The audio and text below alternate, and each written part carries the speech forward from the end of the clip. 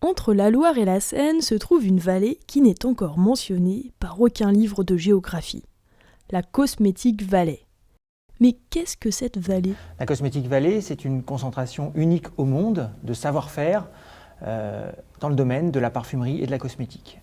Nous réunissons sur ce territoire l'ensemble des marques cosmétiques que vous connaissez, mais aussi tout un tissu d'industrie, des fournisseurs de matières premières, de packaging, des acteurs de la logistique, de la distribution, tout un ensemble finalement industriel concentré sur un tout petit territoire qui se positionne comme le territoire leader au monde dans le domaine des parfums, des cosmétiques, des produits de soins. Dans la vallée vient de naître un important programme de recherche en cosmétique, associant industrie et laboratoire de recherche, Cosmétosciences. Les objectifs sont de dynamiser l'innovation autour de l'industrie cosmétique, favoriser la création de start-up par nos jeunes étudiants diplômés, booster aussi l'attractivité de nos laboratoires de recherche au niveau international en faisant passer le message d'une collaboration possible et forte avec l'industrie cosmétique. Aucune industrie cosmétique ne peut mettre sur le marché un produit sans qu'il y ait de la vraie recherche en amont. Il y a des recherches en génomique, en protéomique, pour le métabolisme de la peau, pour l'immunité, très important, parce que dans la peau, on a aussi en fait des cellules de la défense immunitaire qui réagissent. La cosmétique, ce n'est pas seulement de jolis emballages et de bonnes odeurs, c'est aussi des produits de haute technologie conçus pour notre bien-être. Nous, ce qui nous intéresse au laboratoire, c'est de découvrir de nouvelles activités enzymatiques. Donc de nouvelles activités enzymatiques en lien avec les sucres. Les chercheurs vont utiliser des substances et des réactions naturelles, comme celles des enzymes ou des bactéries sur les sucres, pour fabriquer les molécules qui les intéressent. C'est ce qu'on appelle les biotechnologies blanches.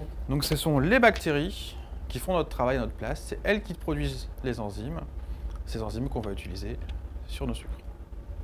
Et donc on forme ainsi d'autres composés sucrés qui vont posséder d'autres fonctions, comme des agents hydratants, des agents dépigmentants ou des agents par exemple filtrants anti-UV. Donc on a d'un côté la matière première qui est renouvelable, le sucre, qui est naturel, de l'autre côté le catalyseur, l'enzyme, qui est renouvelable et naturel, et à la fin on obtient un composé 100% biologique avec des activités cosmétiques. En clair, il s'agit de privilégier des substances et des procédés de fabrication naturels ou de s'en inspirer. Un enjeu important est de valoriser les plantes en général, et notamment les plantes qui poussent autour de la Cosmétique Valley, sans chauvinisme bien sûr. J'ai étudié une variété de roses bien particulière pendant ma thèse, elle s'appelle Jardin de Granville. Et donc je suis allée faire mes récoltes, prélever mes échantillons à la roseraie qui est située à Pithiviers, qui est à 1 heure de route d'Orléans. Donc cette variété de roses est utilisée par la marque Parfum Christian Dior pour créer des actifs, des extraits qui sont incorporés dans des crèmes de soins. Mais ils ne connaissaient pas réellement la composition moléculaire de la plante. Donc j'ai vraiment étudié toutes les parties, les bois, les boutons, les fleurs, les feuilles, les fruits, pour pouvoir connaître leur composition moléculaire. Et j'ai développé toute une procédure pour pouvoir obtenir les extraits avant de les analyser pour déterminer leur composition. Et donc j'ai caractérisé environ 120 molécules dans toute la plante. Donc c'est intéressant pour l'industriel de savoir s'il faut mieux utiliser un bouton ou une fleur ou un bois si on veut avoir accès à telle ou telle composition moléculaire. On ne va pas purifier forcément un composé comme dans le domaine pharmaceutique pour aller chercher juste une molécule qui sera utilisée très concentrée. Là, on garde finalement toutes les synergies possibles entre les molécules d'un extrait. Et c'est cette approche-là, moi, qui me plaît beaucoup dans le domaine cosmétique. Ce n'est pas le tout d'avoir un produit hautement technique. Il faut aussi tester son innocuité et son efficacité. Le laboratoire a mis au point un modèle de peau qui permet de faire des essais sans volontaires humains ni animaux. Donc l'idée, c'est que depuis 2013 en Europe, les tests sur les animaux sont interdits pour les produits cosmétiques.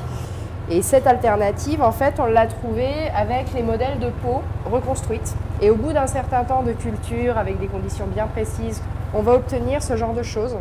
On a un morceau de peau qui est caractéristique de la peau humaine. Et là-dessus, on va faire effectivement des tests de tolérance, on va faire des tests d'efficacité avec nos formules. La peau est l'indicateur de l'âge le plus visible. Le secret de la jeunesse est le collagène, d'où son intérêt pour les chercheurs en cosmétique. Ce sont des fibres qui sont présentes naturellement dans la peau qui en fait lui confèrent son élasticité, sa souplesse et on en perd avec l'âge.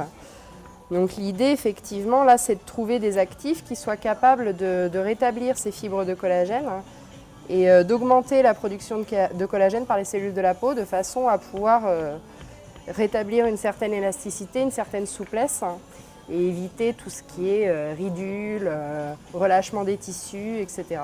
Et à partir du moment où on aura vraiment fait un tour d'horizon de ses propriétés, de sa toxicité et de ses possibilités d'action, là il faut voir effectivement si on peut l'inclure dans une formule de façon à ce que ça donne quand même un produit sympa, qui sente bon, voilà. Une fois les molécules identifiées, il reste à passer aux étapes de formulation et de fabrication des produits de soins. Mais c'est une autre histoire qui se déroule encore dans la Cosmetic Valley.